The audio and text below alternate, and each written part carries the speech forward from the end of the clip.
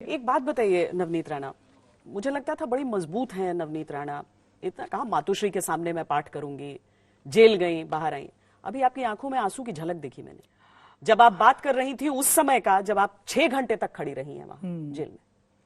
मुझे लगता है कि कोई भी साधारण महिला या हमारे जैसी पोस्ट पे रहने वाली महिला, आप अगर ये पोजीशन पे आए हैं ना, तो इसके पीछे का कष्ट सिर्फ आपको ही पता है, कोई तीसरा नहीं जान सकता है। जो कष्ट करके मैं आई हूँ, कोई बाप दादा के नाम से नहीं आई हूँ, खुद की मेहनत से खून पसीना एक करके यहाँ तक पहुंची हूँ। टूटने के संकेत हैं मेरे आंसू टूटने के संकेत नहीं, ये इमोशन है जो मेरे पीढ़ी से चलते आए। और महिला का कोई भी किसी को 14 दिन अगर जेल में रखता है बिना कसूर के, तो कहीं ना कहीं वो दुख और दर्द अपने साथ जरूर रहता है। क्या होता था रोज?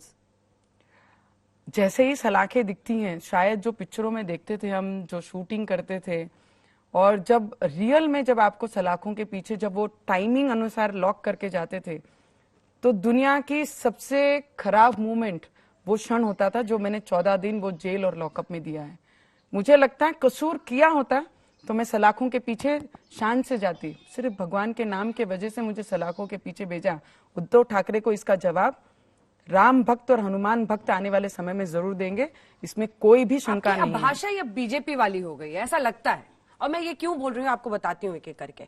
आप कह रहे हैं कि उद्धव ठाकरे अच्छे सीएम नहीं साबित हुए, वो नाकाम साबित हुए, तो आप उनके बाहर घर के बाहर जाकर विरोध करती, आप नारे लगाती, लेकिन हनुमान चालीसा का पाठ करना है, इसका कोई तो औचित्य होगा ना, इसके पीछे की दलील क्या है? संकट मोचन को तभी याद किया जाता है जब संकट आप पे आता है।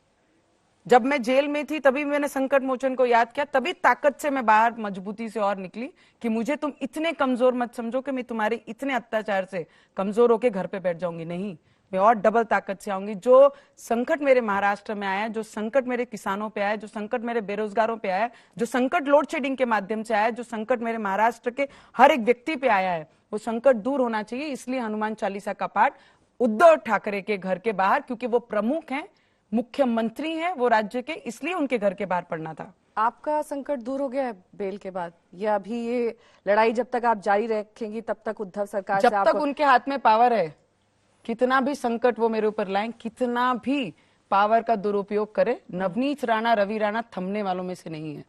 पर थोड़ा सा ऐसा लगा ना कि जब आपका पूरा मामला चल रहा था उस समय राज ठाकरे भी अजान के विरुद्ध हनुमान चालीसा की ही बात कर रहे थे। राज ठाकरे को लेकर क्या विचार है? वो बाला साहब की विरासत को बेहतर बढ़ा रहे हैं? मुझे लगता है कल मुख्यमंत्री ने मुन्ना भाई एमबीबीएस का उल्लेख किया कि संजय दत्त को मुन्ना भाई में महात्मा गांधी जी दिखते थे और कुछ तो लोचा हो गया, पर सपने उनको ही आते हैं जो करने की क्षमता रखते हैं।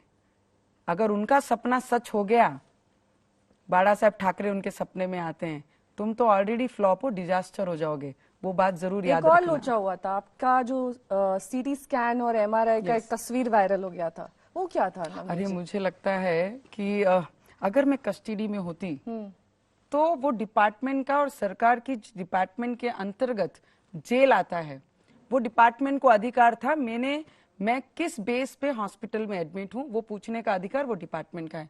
बीएमसी का कौन सा अधिकार है?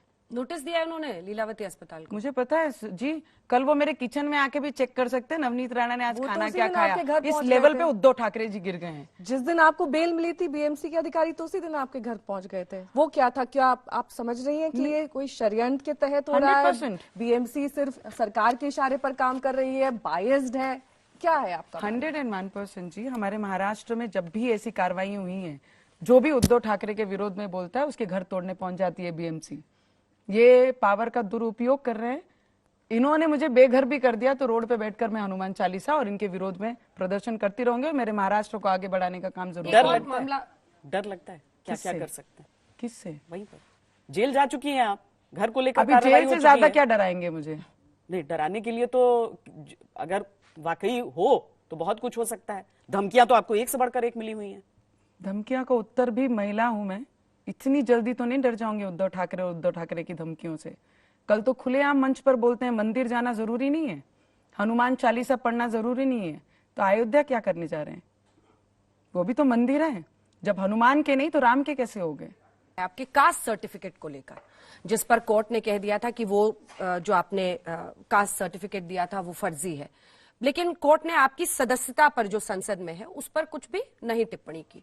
उसको लेकर क्या सफाई है? क्योंकि इस पूरे मामले में सबसे ज्यादा शिवसैनिक जितने आते हैं वो उसी का रेफरेंस देते हैं। वैसे लड़ने की ताकत नहीं रही तो वैसे पकड़ो। जो कोर्ट में चीजें हैं वो कोर्ट निर्णय आने के बाद हम उस पर चर्चा कर सकते हैं। कोर्ट अपना काम अच्छे से करते हैं, कोर्ट को बताने की जरूरत नहीं है। कोर्ट गलत है, ये संजय राउत बताते हैं कि अनदर रिलीफ स्कैम।